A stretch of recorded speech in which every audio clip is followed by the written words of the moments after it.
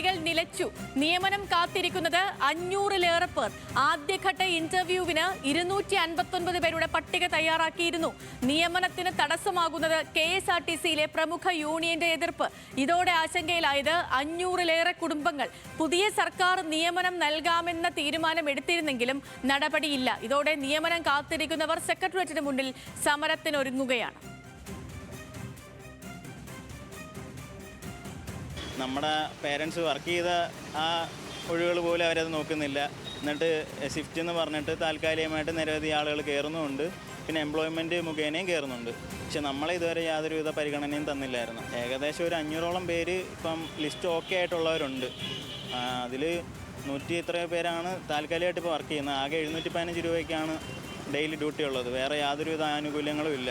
ഈ സർക്കാരിൽ നല്ല പ്രതീക്ഷയുണ്ട്. ഇതൊരു മാറ്റം ഉണ്ടാകുമെന്ന് നല്ല രീതിയിൽ വിശ്വസിക്കുന്നു. ഇത്രയും പെട്ടെന്ന് എല്ലാവർക്കും ജോലി കിട്ടട്ടെ. ഒരുപാട് കഷ്ടപ്പെടുന്നവരുണ്ട്.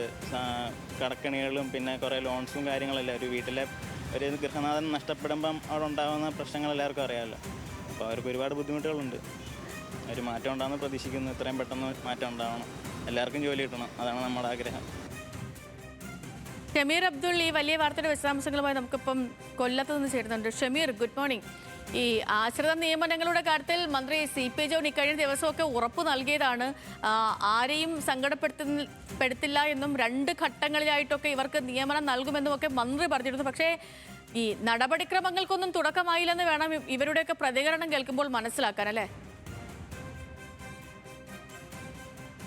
തീർച്ചയായിട്ടും സേതുലക്ഷ്മി, അതായത് കഴിഞ്ഞ 10 വർഷക്കാലം ഇവർ ഈ ആശ്രയ നിയമനവുമായി ബന്ധപ്പെട്ട് കഴിഞ്ഞ സർക്കാരിൻ്റെ കാലത്ത് സെക്രട്ടേറിയറ്റിനുള്ളിൽ കയറി ഇറങ്ങിയവരാണ്. ഈ സർക്കാരിൻ്റെ കാലത്ത് മന്ത്രി CP ജോണുമായി സംസാരിക്കുക വരെ ചെയ്തു.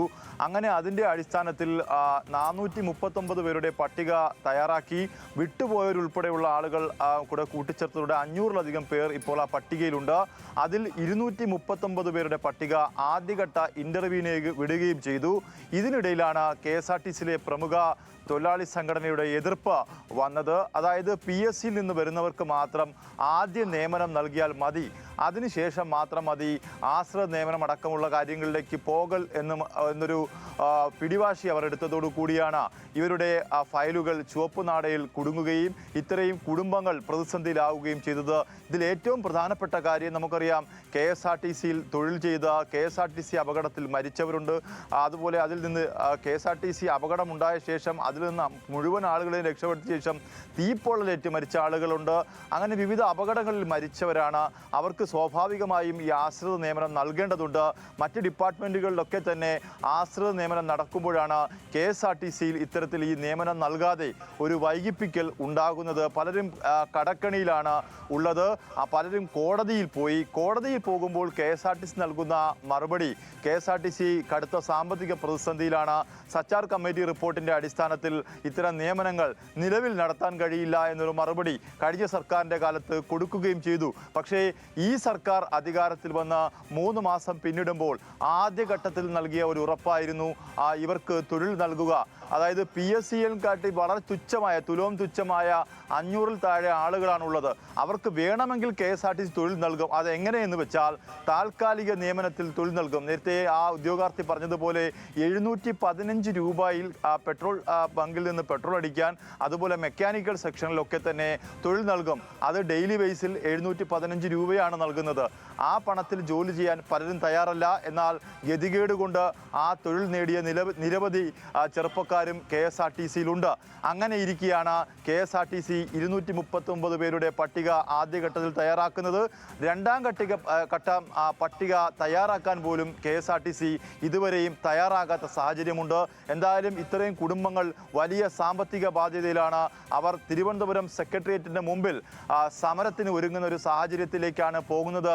സമരത്തിലേക്ക് എത്തും മുമ്പ് തന്നെ മന്ത്രി ഇടപെട്ടുകൊണ്ട് അവരുടെ ആശ്രിത നിയമനങ്ങൾ പൂർത്തിയാക്കണം. അതായത് ഈ സച്ചാർ കമ്മിറ്റി റിപ്പോർട്ട് അടക്കം മാറ്റിവെച്ചുകൊണ്ട് മാനുഷികമായ പരിഗണന നൽകിക്കൊണ്ട് KSRTCക്ക് വേണ്ടി തൊഴിൽ നൽകിയവരുടെ കുടുംബങ്ങളാണ് ഈ ആവശ്യം എന്നതാണ് ഏറ്റവും പ്രധാനപ്പെട്ട കാര്യം. അതുകൊണ്ട് ഈ കുടുംബങ്ങളുടെ കണ്ണീരൊപ്പാൻ സർക്കാർ തയ്യാറാകണം എന്നൊരാവശ്യം മാത്രമേ ഇവർക്കൊക്കെ ഉള്ളൂ. സേതു. ഓക്കെ ഷമീർ, ശരി. അപ്പം ഇവരുടെ ആവശ്യങ്ങൾക്ക് അത് അനുഭാവപൂർവ്വം പരിഗണിക്കുമെന്നും കൈമാറിയ ലിസ്റ്റിൽ 250, 250 ആ തരത്തിൽ 2 ഘട്ടങ്ങളിലായിട്ട് നിയമനമൊക്കെ നടത്തുമെന്നുമായിരുന്നു ഇക്കഴിഞ്ഞ ദിവസം. അതായത് ഈ അടുത്ത ദിവസം ഒരു വലിയ അപകടം ഉണ്ടായല്ലോ. ഈ അപകടത്തിൽ ബസ് ഡ്രൈവർക്കും കണ്ടക്ടർക്കും ഒക്കെ ജീവൻ നഷ്ടപ്പെട്ട വലിയൊരു അപകടം ഉണ്ടായല്ലോ. അപ്പം ആ അപകടം അതിൻ്റെയൊക്കെ ഒരു പശ്ചാത്തലത്തിൽ മാധ്യമങ്ങളെ കണ്ട സമയത്തായിരുന്നു CP ജോൺ ഇതുമായി ബന്ധപ്പെട്ട ആശ്രിത നിയമനവുമായി ബന്ധപ്പെട്ടുകൊണ്ടുള്ള പ്രതികരണം നടത്തിയത്. ഇവരെയൊക്കെയും ആരെയും കൈവിടില്ലെന്നും ഇവർക്കൊക്കെ നിയമനം ഉറപ്പ് നൽകും എന്നുമൊക്കെ അദ്ദേഹം പറഞ്ഞത്.